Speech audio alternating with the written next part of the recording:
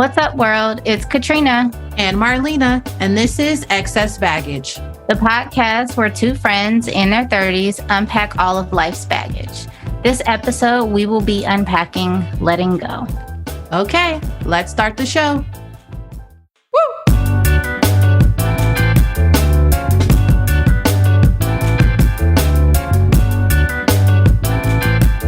Hey, girl. Hey. How are you today? I'm okay. I don't know. I struggled getting out of the bed because I guess my baggage today is my monthly. I call it a monthly period, menstruation, whatever you want to call it. You know, I've been prone to backaches, cramps, headaches, you name it. I got it. And I really do think that, you know, our healthcare system should let people take days off for just plain on bleeding monthly, because it's just like, this is some bullshit. And I don't, you know, whoever's on this podcast or is listening to this podcast, if you're a man, I mean, you just have no idea what it's like, and just happy that you don't. So that's where my baggage is today. Trying not to let my PMS control me. Yeah, I feel that fully. That is a life struggle for sure. Yeah, and it's never ending. And then it's even when it ends, it's still we'll be wrapped up into something else, you know. Yeah. So it's like we can't get like a couple days, maybe a week at best, of like being okay. And then you're in ovulation, or you're menstruating, or you're getting ready to menstruate. And there's that. Yeah, pretty much. So what's your baggage today? So I started another round of my own trauma therapy today. Another round. I don't know how many rounds this has been at this point, but we're going into trauma therapy again. And I got off the call with my therapist, and I slept off and on from 11 till about 2 o'clock because it was a lot. So I'm tired. You gotta get your naps in. Your cat nap. Well, that's not really a cat nap. That's a sleep. That's a sleep. Well, no, that's a sleep. You're right. It was like 3 hours. If it's more than an hour, it's sleep. It's sleep. So I don't know what my life is going to look like for the next, we decided we would try out 8 weeks of this one modality for trauma. And I just don't know what life is going to look like for 8 weeks. If I'm going to walk out of every session feeling like I did today, at the end, she was just, how are you feeling? And I was like, I'm just tired. I have nothing else to say. I'm just really tired. And I went and laid in the bed and fell asleep. So that's my baggage today. I'm in trauma treatment, and I don't know what I'm going to say to anybody, or how I'm going to act, or if I'm going to get anything done for the next 8 weeks. We'll see. Okay. Well, there's that. But our topic today is letting go, which is totally in alignment with the whole trauma treatment situation. Right. And by the way, I had no idea that you were in trauma treatment. So when I was like, we should talk about letting go, I'm like, and then you're like, oh, I'm in trauma treatment. I'm like, oh, interesting. Yeah, imagine that. But I don't know. This topic is always really difficult for me because I know I am kind of a criminal in that department. You know, if they were catching the bad guys of people that can't let go, I would be one of the bad guys that they would catch, because I don't know. I've always had this mentality of just not leaving anyone behind. You know, whether it be in my personal relationships, my job, you know, in school, even in school projects, just not being able to leave things behind. And it doesn't help that I also have a really good memory. So if someone is friends with me and I know their background, I know their history, or they've opened up to me Mm, about certain things, I'm usually really lenient, and I usually try to give people grace because I will mm, want that type of grace given to me because I know that I have my own issues. girl. And that has set me off in a world of trouble because there are people out there that take advantage of the fact that they know that I'm not going anywhere, or that Mm, or at least I can threaten that I'm going somewhere. But in actuality, because I love the person or I care about them, and even if it's not a person, if I'm even talking about work or anything, if I've put myself in this particular position, I usually, stay anchored to, right. and that's not good. So Yeah. I just thought that this would be a good topic to discuss because shit, I need help. I mean, we all need help, but I We all mean, need help. We I definitely all really need do it. need help in that department. Yeah. Yeah. I hear you though. I am definitely very similar in the sense that I am more inclined to give people grace because I know, partially because I just understand like the human psychology. Like I understand that some, I might take things personally because I'm human, but I also understand that a lot of times it's not about me. It is about you working through whatever challenges you have going on. And so I'm usually like, oh, well, they've had a hard time or they're going through something or whatever. And so I'm more likely to give people grace. But I also know that like that still hurt me, or I'm not in a good place. I'm still not where I need to be or where I would like to be. I'm not comfortable. And then Right. there's always that battle. Like when is it okay to be like, okay, no, just because you're going through something doesn't mean you get to continue to put me in this position. Also, sometimes I think it's about like fear. Like, why am I not willing to let something go? Like, okay, I'm giving you grace, but giving people grace doesn't always mean that you let them continue to be in your life. You just say, okay, I forgive you, or I'm not mad at you, but I gotta Hmm. go.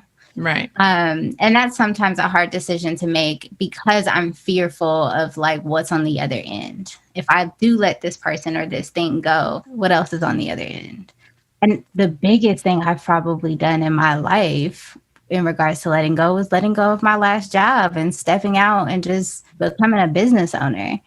But Right. that like I was run down and stressed out beyond belief before I did that. Yeah. I mean, letting go is really overwhelming. It is. And I think the brain is just so like, especially if you're in the process of like even putting your like foot in, like you're just like dipping your toe in a little bit, like, okay, I'm going to try this out or whatever. If you're so comfortable or in the comfort zone, it's so easy for you to slip back into the way things were, even if you Right. don't like it, even if you Mhm. don't like it, even if you're overworked, if if you're working at a job, or shoot, even if it's someone as close or significant as your parent or someone, Mhm. that you're just like, well, that's my mom or that's my dad. So I have to, if you're religious, and Hold on. if you're, Yeah. if you're religious or anything, they always say to honor thy mother and father. But at times,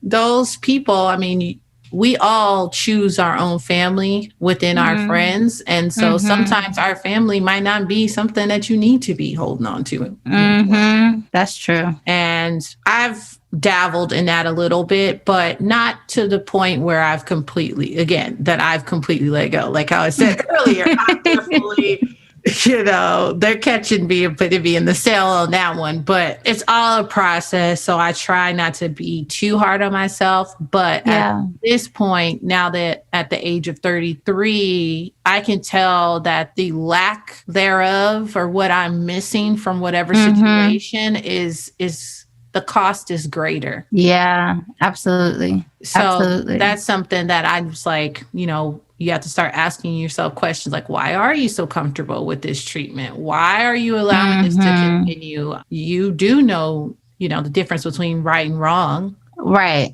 It's not, you Right. know what I mean? It's not, grace is one thing, like you were saying. So why are you allowing, yourself to stay in this situation that no longer serves you.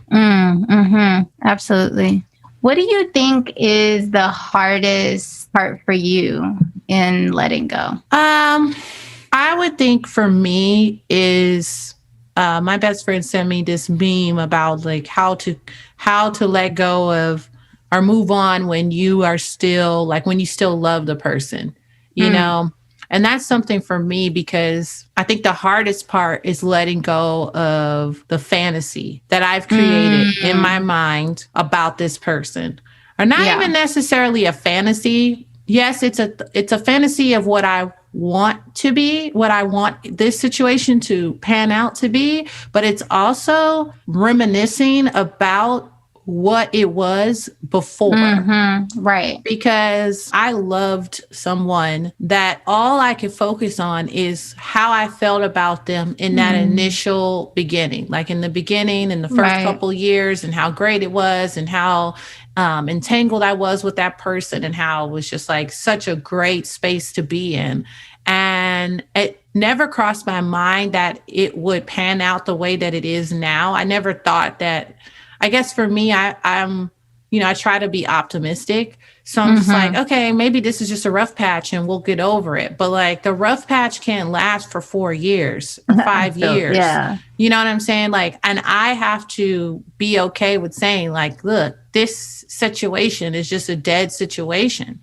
I don't wish them no bad luck. I don't wish anybody any harm. But if we're not both willing to work on it, then there's nothing to work on, Yeah. And I have to step back and say, okay, you still have to continue to do the work. Right. Absolutely. If this person doesn't want to do the work, that's what they've decided to do, and it's their life. And I can't control that person's life. And I know that's something about me. I don't think I'm super controlling. That's not it. But I like things the way that I like them. Just like anybody else, So it's like, if I'm like, okay, we're going to go do this and we're going to do that and blah, blah, blah. And then this is the program. And then I'm getting a bunch of like pullback or a lot of like non-responsiveness and just not. Like they're not really willing to engage. No real engagement. They're just like, okay, I'm still going to do what I want to do at the end of the day. And that's something that I do like about myself is that at the end of the day, I will continue doing what Marlena wants to do regardless. But it would make me very happy if that person was also aligned with that. But at the same time, it's just like, you can't control everything. Yeah. So I think that's the hardest part for me is not only letting go. Feelings. Yeah, it's letting go of those feelings. And it's not going to happen overnight. And as much as I would want it to, it just doesn't. It just doesn't. Like, then you start going on and on in your head about how you wish you never met the person, and all these things or whatever. And some people say like, no, you shouldn't look at it like that. Like everything happens for a reason. They came into your life for a reason. Or this happened for a reason. Sometimes you'd be like, but I didn't need to learn that lesson in that way. Like this could have gone differently. Somebody could have just told me, which may or may not be true. But it just feels like that was a lot to go through and it was hard. And I think it's reasonable to be like, I wish I had never had to do that. Yeah. I won't say never met the person. That sounds like messed up. But like, I don't know how to say it, but like, I just wish that things were different. I just wish things were different. I don't want to say I wish I never met the person because, there's nothing you could do about that. There's nothing I can do about that. So it's like, I can have those thoughts, those Carl Thomas thoughts of, I wish I never met her or met him or whatever. But it's like, it is what it is. But it's just I think that's just a protection thing. Absolutely. You're just like, damn, if I never would have met this person, I wouldn't even be going through this thing. But that's not true. You'd probably be going through it with somebody else. Right. Different packaging. Could be worse. Could be better. You don't know. So, Yeah. Oh my goodness. Yes. It's always hard when you have something tangible that you can acknowledge was the case. So if something was good at one point, it's always harder because there's something to hold on to. Mm-hmm. Like if somebody was just a piece of shit to you the whole time, it's a little bit harder to like find the specks of something. And obviously there's going to be a little bit of good in every relationship or whatever, but it's a lot easier to hold on to something and a lot harder to let go of something or somebody when you have evidence, you have memories, you have experiences with this person where you're like, no, things were really good. Things felt really good. We got along. We were laughing and joking. There was love there. Like, it was everything that I was wanting, or it was a lot of the things that I wanted, minus like a couple things that I felt like we could work towards, and then everything went sideways. Right. Because then you're holding on to the hope that it could go back to the way it was and that it can get better. When there's none of that available, then it's different because then it's like, well, it wasn't great to begin with, but when it was great and then it shifted, that shit's hard. Yeah. And hope is a motherfucker at the end of the day. I mean, I know we all talk about hope and change and blah, blah, blah, but like that hope can be debilitating. Absolutely. That hope, you will cling on to, even if it's an ounce of it. You'll cling on to any form, any shape of some type of hope. Like even if it's, we had a good conversation today. Right. So, maybe we're getting right back on a better track. And then, and then you are forced to relive this trauma all over again because you learn the lesson over and over again. They say you will continue learning the same lesson if you haven't learned it yet. Mm-hmm. And I think like when you asked me earlier, what's the hardest thing? I just thought about it. Someone once told me, the woman, her name's Alicia. Alicia, one of my friends, told me a long time ago, this was a long, long time ago. She told me in my like early 20s. And at the time, you're not really paying attention. She was about, a little older. She was older than me. I don't know if she was like 10 years older, but she had a little jump on me. And there was something that she told me. She nicknamed me Lively. That's where M Lively comes from. But she said, Marlena, like, you have to not be okay with undefined relationships. Say that again. And at the time, I didn't understand what she was saying. Like, I was just like, what? Like, I'm in my early 20s. I'm getting into the world of dating and meeting people and seeing things. And that was something that she really, really tried to like put in front of me. Like, dude, like you cannot be okay with undefined relationships. And for me, I'm just like, why not? Because I always was on the wave of just like, okay, we met, we had a good time, blah, blah, blah, like keep it light. I always wanted to keep everything light. I never wanted to make it too serious because I always had a lot of guy friends.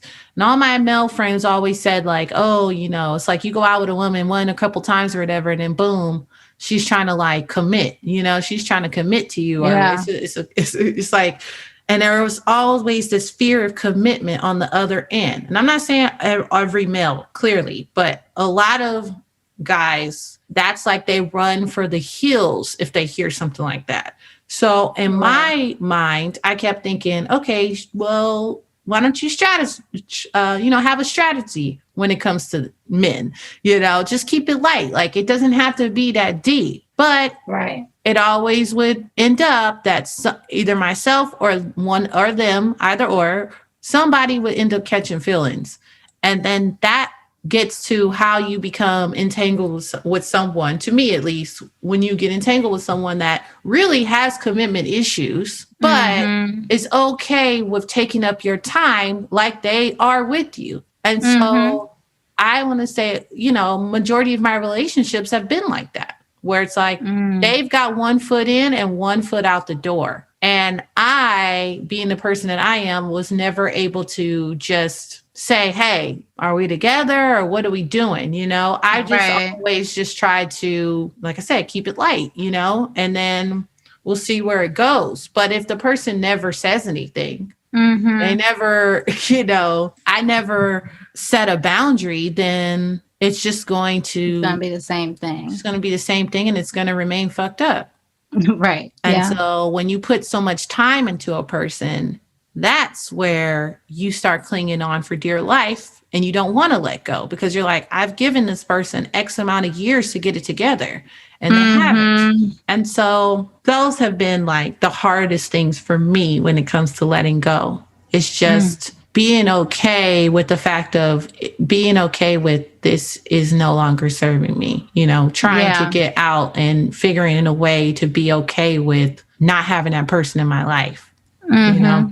I think for me, I've struggled more with letting go of friendships than I have of relationships, romantic relationships. For me, letting go of friendships has been so much more challenging in a lot of ways. That's not to say I didn't have challenges letting go of jobs and romantic relationships and things of that nature. But with friendships, there's just so much more of like a deeper connection that I guess to some degree, I feel like relationships come and go, like romantic relationships, they come and go. And so although it's hard to let go of somebody romantically, I already have in my mind that like every romantic relationship I'm in is not going to last. I know that. And so although it's hard, I'm also like, okay, but you knew that you weren't going to marry the first man that you dated and so you're going to keep dating, right? And you've done this before.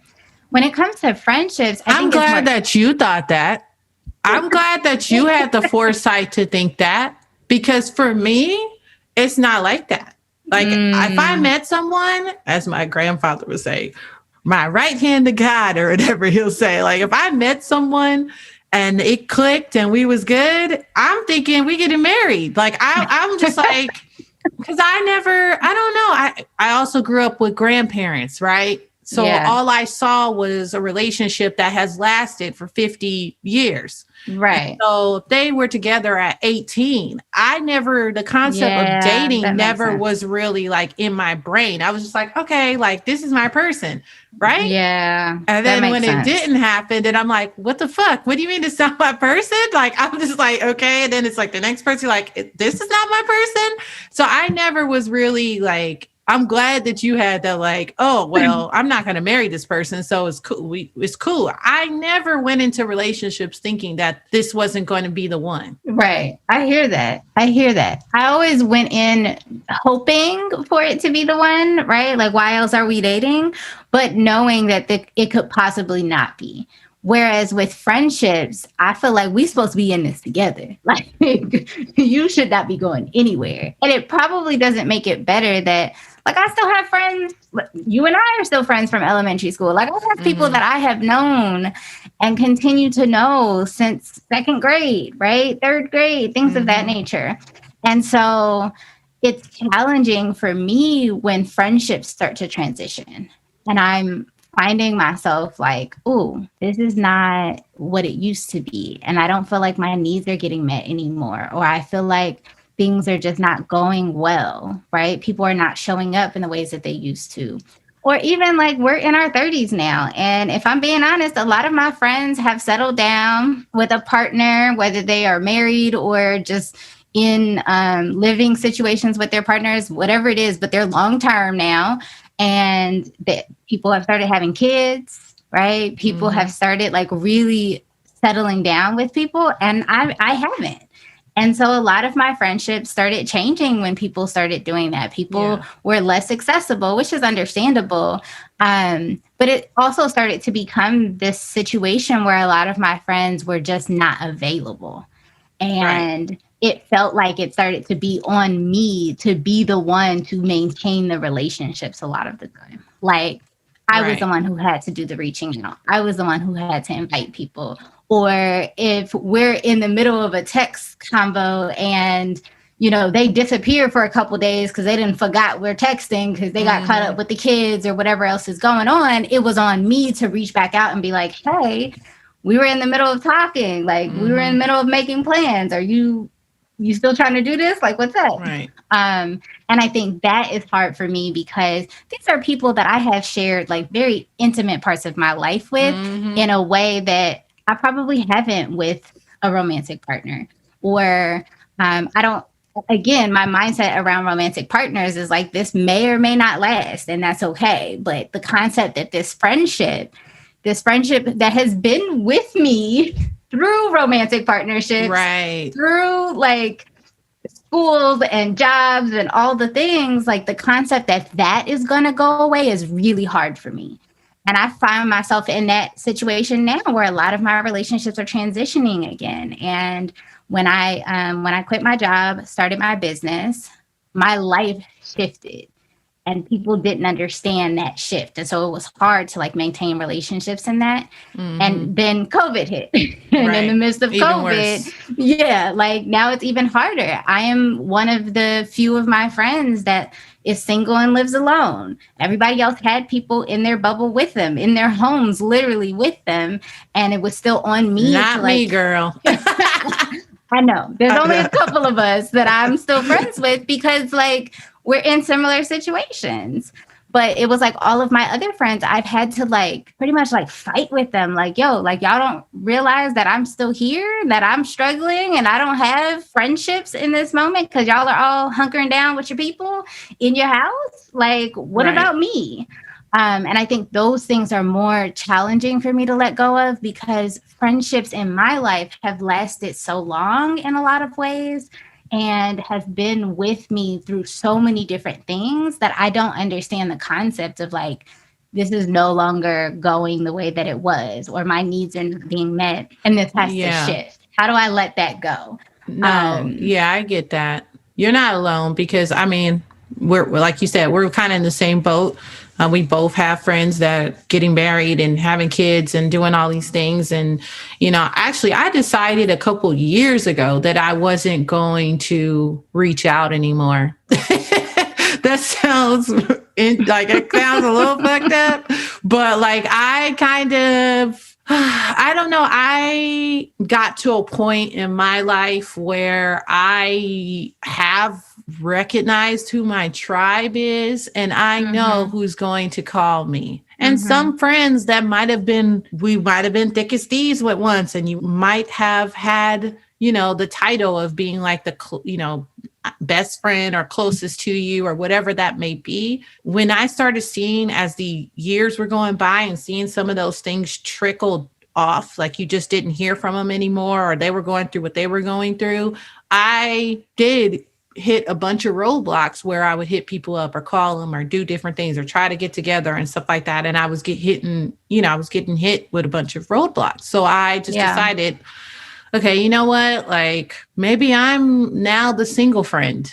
And, you know, a lot of these relationships and people that get married and stuff like that, they start having married friends. They start having friends that have kids. And I'm no longer in that circle anymore because they need I don't want to say like-minded people, but people that are going through the same thing as them to get them through what they're going through. So I decided like not to take it personally and just be like, look, I will hear from them when I hear from them. And I'm not going to take it personal. That is a whole nother different life. I'm not there yet. So I'm giving them grace. Here we go. If we go back to what I said earlier, a problem where it's like I'm constantly giving people grace, but I don't give myself grace. Right. That's the place I think I'm at now where like, okay, first of all, I realized a couple years ago, this trend was happening in my friendships and I was aware of it. And I was like, okay, it is time for me to start branching out and finding new friends and renegotiating relationships because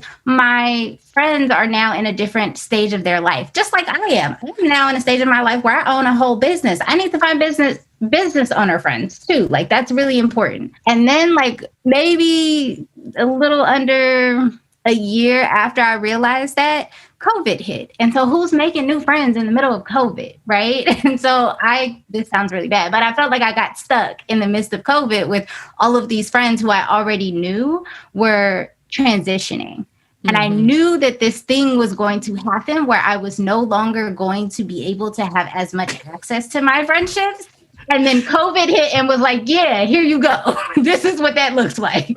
When we say transitioning, when you said transitioning, I just thought of like, I just thought about vampires.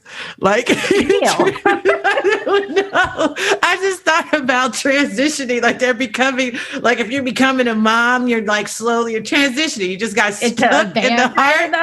And now you're a vampire. You got to get up at all these weird hours. You become. I don't want motherhood to sound like that to you, Marlena. Oh God, something's wrong with me. I know. It just, I literally just started laughing to myself, like transitioning. I never made that connection ever in my life. That is ridiculous. Sorry. Shout out to all the True Blood lovers and all the Twilight lovers like myself back in the day. Moms. Oh yeah, and the moms too. Yeah, y'all work hard. Y'all deserve all the flowers, the roses. Oh my gosh. But yeah, like COVID hit and then I got stuck in the middle of this. And now I'm at the end of, or I guess we're at the end of COVID. I don't know what's happening. But like I'm at this other end of it where there was a point in the midst of everything where I was really struggling for a lot of reasons. And people are just really flaky, or people are just not showing up, or people are just not reaching out. People are in their bubbles. And I stopped giving grace. I was the friend that was like, okay, they didn't respond back. Let me just reach out again and try again. I was the friend that would like constantly try to remind people, mostly because I had the capacity to, and it wasn't that challenging for me. But I stopped doing that. And now I've realized like, we don't talk. I don't hear from them. When I do hear from them, they're still flaky. We try to make plans. I don't follow up. I don't say, hey, we were trying to make plans. Is this still going to happen? And I'm like, now exactly what I thought was going to happen is happening. I stopped giving everybody else grace and instead gave myself grace. Now, if I look at a text message and it makes me upset because we were supposed to make plans and you didn't respond, and now like you're like, oh, I forgot, but it's been a week. I'm just like, okay, well, I don't feel like answering this today, so I'm not. And I don't. And I sit on my couch and watch TV. I go hang out with the friends who are available and who are responsive. And now I'm having these conversations with people where it's like, oh, well, you know, I'm trying or I reached out, but you didn't answer. Like, yeah, you didn't answer for a whole week. Like, I don't have nothing else to give. There's no more grace I can give at this point. Like, I'm done. I'm tapped out. But when I started to shift and look at myself instead, and I'm still in that place of like, I don't really want to let the relationships completely go. Like, how do I just negotiate it so that instead of being really close friends, we're just like brunch friends or something like that? Because it's still people that still people I love, and we enjoy each other's company when we get together. But I don't feel like I can still call you a close friend if you're not showing up like a close friend. Well, yeah, I mean, we don't want to work at something when it's dead. Right? Like we want to like, if it's or dead, I mean, not necessarily dead, but if it's dying and you know what I mean? It's like, I don't know if it's dying though. I think that's the part that's hard for me. It's very much like what you said about romantic relationships. If there was a time when things were really good, then it was hard for you to it's harder for you to let go. True. The friendships were really good and they continue to be good when we see each other, when we are able to talk. But the amount of effort I have to put in order for that to happen is it feels one-sided. And so I don't know that the relationship is dying, but it's transitioning. It is moving into a different space where like maybe we're just not as close as we used to be. I'm not going to be the close friend anymore, which is fine. But I then have to like let go of the idea that we are close and transition into like, this is just the friend I get together with for brunch, or, you know, on our birthdays or whatever the case may be. And I think that part is hard for me because as much as I try not to take it personally, after a while, it starts to feel really personal. Like if we keep having the same conversation over and over again, I start to feel like, okay, like now I just feel like you ignore me on purpose. Like one of the 4 agreements not to take things personal, which is one of the hardest things to do. It is. Yeah, I don't know. I kind of, It's true. It is true. Like transitioning a friendship or whatever it is into something else that you're not used to, it's going to be difficult at first, but like you said, I think you'll never stop like caring about that person and loving that person, but you recognize that like you ain't been This getting ain't it no more. served. So it's like, I don't know what else to do with this. So I guess what are some tips for us for letting go? I guess one of mine would be definitely like if you have a negative feeling behind it, replacing that with a positive thought and looking to the future of what could be, then only focusing on what's happening right now and the lack thereof. Like, like, oh, I'm never going to meet. So see, my brain always goes to like, I just don't want to meet nobody else. Like I always say this, it sounds messed up, but I always say like, I don't want to date. I don't want to meet new people. And it's not that I don't want to meet new people because I love meeting new people, but I just like bringing someone else into my space has been a little like difficult for me, like opening up enough for me to be like, okay, like this could be something because it's like I said, that hope.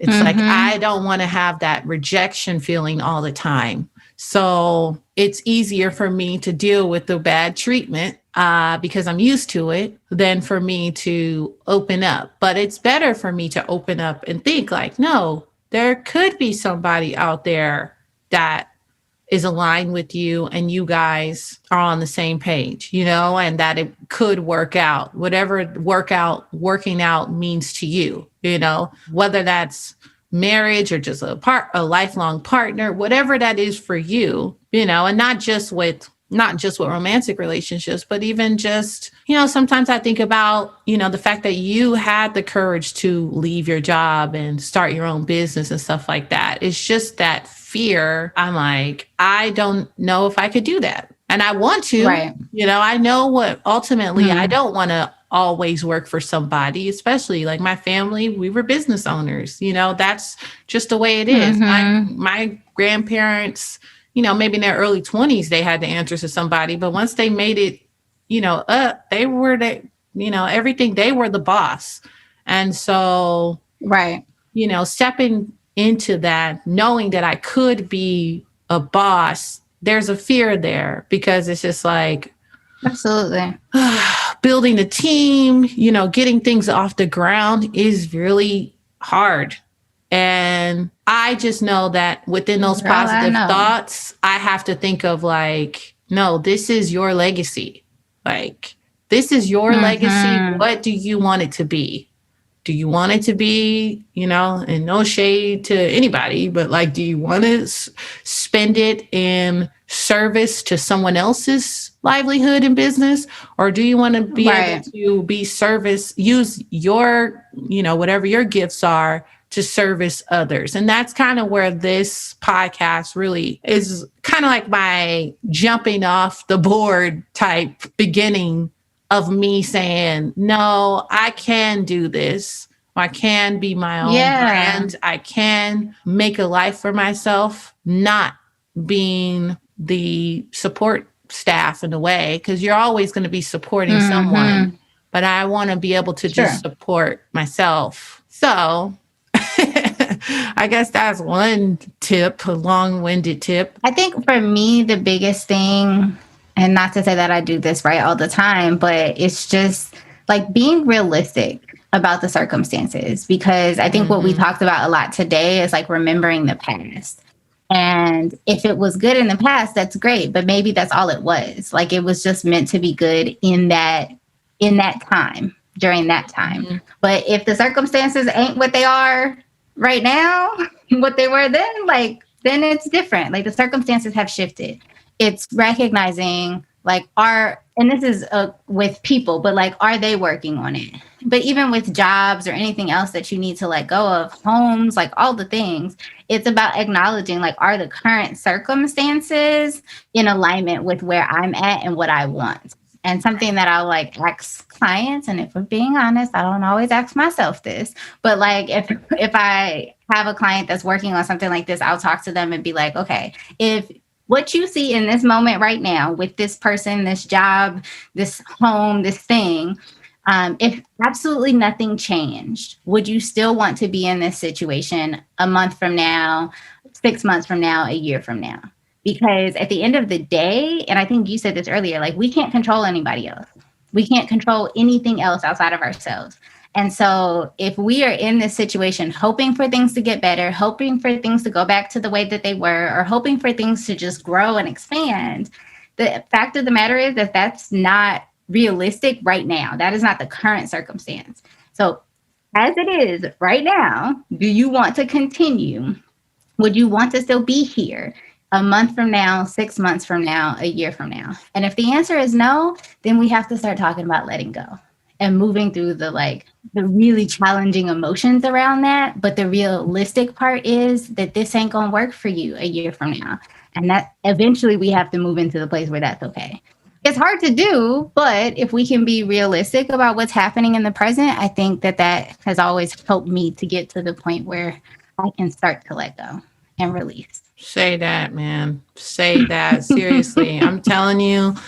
And like I said at the beginning of this, like I am not, I am a walking criminal when it comes to this. Like I'm telling you right now, but I'm working on it. You know, I said at the top of this year that I didn't want to do the same thing. You know, like you said, like a month from now, 6 months from now, would you still want this the way that it is? And the answer definitely for me was no. Mm-hmm. And I will accept a lot of things, but the one thing I won't accept is mediocreness. Like meaning like, when I say mediocre, meaning like you're not doing anything.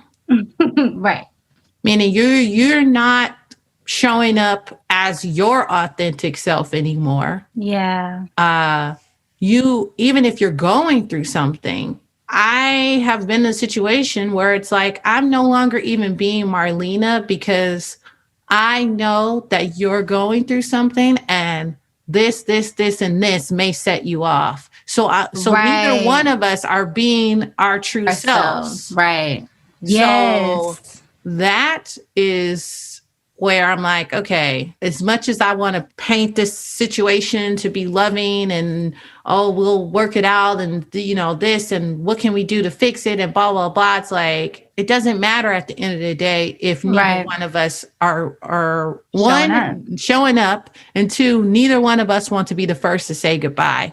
But somebody's got to fucking pull the trigger. Somebody's got to do it. Yeah, absolutely. I think that everything you just said sums this up really well. Like if we are not able to show up as our full selves in any space because of whatever is happening in that space, whatever that dynamic is, it is no longer something that is serving us. It is something that we need to let go of.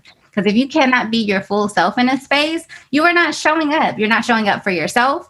You're not even showing up fully for that other person, because at the end of the day, you're not being you. And that's not fair to either one of you. That's not fair to that job. That's not fair to you as a person. That's not fair to the other person. That's not fair to this friend. Like all of these people, things, and all of that. Like if I cannot show up fully, then I don't need to be there. And that is something that I think everybody needs to hear. You deserve to be able to be seen and heard and show up fully in all situations, period. You are worthy. Yep. At the end of the day, you are worthy of whatever it is that you want. Mm-hmm. All right. Well, there was that. This next segment is called Roses.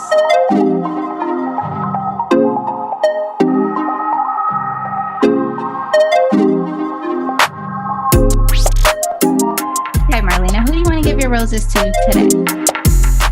So I guess since we've been talking about letting go, I definitely want to not necessarily shine a light on one particular person, but I just want to speak to the people that are struggling in silence, you know, whether it's fear of not being heard right, whether it's fear of family members, whether it's fear of rejection, whatever it is. If you're sitting in something and you know that it's not right, or that you need help, or that you don't know where to start, you know, I just want to shout those people out that are struggling in silence, that it's okay just to let them know that they're not alone, and it's okay to tell someone, Yeah. to tell someone, or continue just looking for outlets of people that are like you, that are going through Mm-hmm. what you're going through, whether or not you actually speak it to someone, which I do think you should, but if you decide not to, even if it's listening to this podcast or listening to anything or reading about it or something that's going to help you make the changes that you deem necessary for your life so you can live full and feel Absolutely. whole. I just want to shout out to those people because for many years, I have been deemed kind of like the strong friend, the friend that everyone kind of like bears their soul to. Uh, Girl. you know, I'm not saying that I haven't opened up, but a lot of things that have bothered me or things that I struggle with or whatnot, I usually keep them to myself because Mm. not even fear of judgment. I don't think that my friends would judge me, but it's just opening up something that, naming the Mm-hmm. problem. Because it's like once you like put it out there, it's like, oh, it's out there. It's Right. like whether you're internally struggling with it, like once you put a name to it or you speak it, it's like, okay, no, I really need to deal with this. Mm-hmm. So I know that that can be really hard. And, a lot of people, because I'm lively, I'm always in a good positive mood and I am a certain way. When I am having off days, it's off putting. Absolutely. And so I can see why someone would struggle in silence. So I just want Mm-hmm. that person to know, if you're listening to this, that you're not alone and it's okay. What do they say? Help is on the way. No. Um, but, you can always be different. Things can be different. Right. You just have to make the decision. You have the choice and you have the power to change. Mm-hmm. So, Katrina, who are you giving your roses to today? Right, coming right from what you just talked about, I'm going to give my roses to the friends that are always the put together friend, right? Because as you were saying that, I was like, yo, that's so me. Like I've had and even when I don't try to be, because you're saying like you won't always share. Share. I'll be out here like Katrina's a mess today. I'm having a hard time. I'm struggling. But it'd be like after that conversation, it's like people forget. People Mm-hmm. they think like, oh, it was just for that moment and that like I'm better now. And I've had people say that to me where like you just seem like you're just like you have it all together, like you're okay. And so I just think that you're okay. And that's not fair because I'm not going to be the friend who's falling apart, like busting at the seams all the time. But I am going to be the friend who's like, I'm not okay. Like, I might not be the friend that's like full blown panic attack, crying, like all of that kind of Mm-hmm. stuff. Right. But I am going to be the friend who's like, I'm having a hard time. Like, I'm really struggling.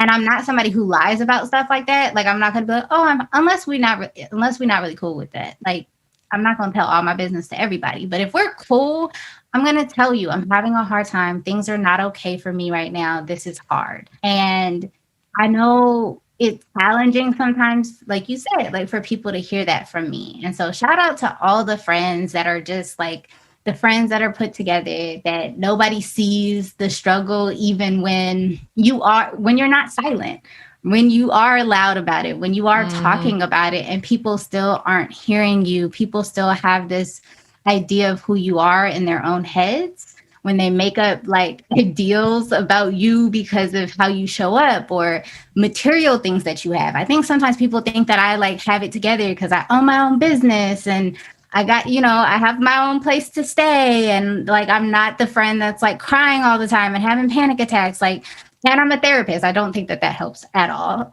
People just think Right. like, oh, she's a therapist. Right. She's fine. She's Right. got it together.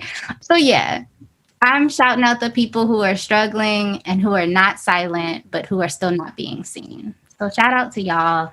I hear y'all. I see y'all. You deserve relationships where people are going to see you fully.